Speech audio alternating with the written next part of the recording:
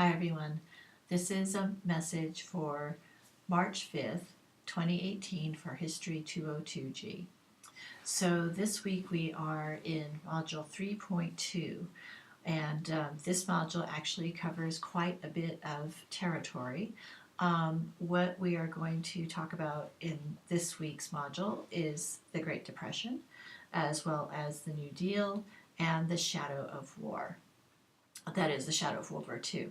So in the Great Depression, we're going to talk about that in terms of it being kind of what happens after the stock market crash and the result. This is the resulting economic crisis. So last week you learned about the stock market crash of 1929. You watched the film and talked about the factors that went into that crash of the stock market.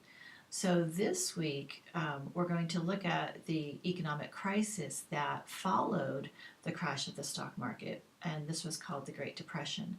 Now, the Depression was caused by other factors than just the stock market crash. Although that was a big one, there were other factors as well that caused the economic crisis. But we're going to look at the Great Depression through kind of the lenses of a case study, which is looking at Detroit, the city of Detroit, and what happened in actually March of 1932 in Detroit. So for that, you're going to want to, well, you're required to watch the video commentary that I have posted, because in that commentary I talk about this case study in Detroit, and this is not in the textbook. Okay, so make sure you watch the video. All right, so that's the Great Depression. Then we'll talk about the New Deal, which was government's response to the economic crisis. President Roosevelt's elected in 1932, and says government has to do something. Government has to be involved in order to mitigate this economic crisis. And so the result of that was the New Deal, which was a group of laws, legislation passed by Congress during this time. And then we'll also talk about the shadow of World War II, which are the events that lead the United States into finally getting involved in World War II, because Europe is embroiled in this conflict already during the 1930s, with the rise of Adolf Hitler in Germany to become Chancellor of Germany, and also the rise of Benito Mussolini in Italy as well, both proponents, leaders of fascist governments. All right, so we'll talk about that as well.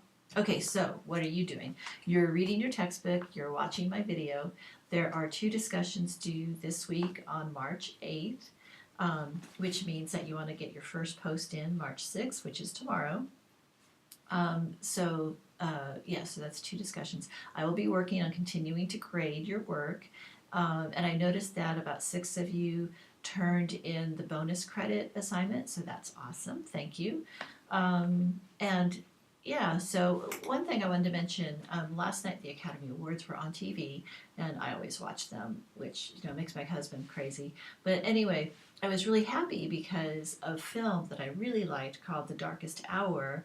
The actor who played Winston Churchill, this film is about Winston Churchill and the days leading up to World War II and Britain's kind of encounter with the coming Nazi threat. But anyway, Gary Oldman, who plays Winston Churchill, won Best Actor, so I was happy because I thought he did a fantastic job. So if you like that kind of movie, it's a historical drama, I highly recommend it. I don't know if it's on Netflix or anything yet, but look out for it. It's a good one, okay?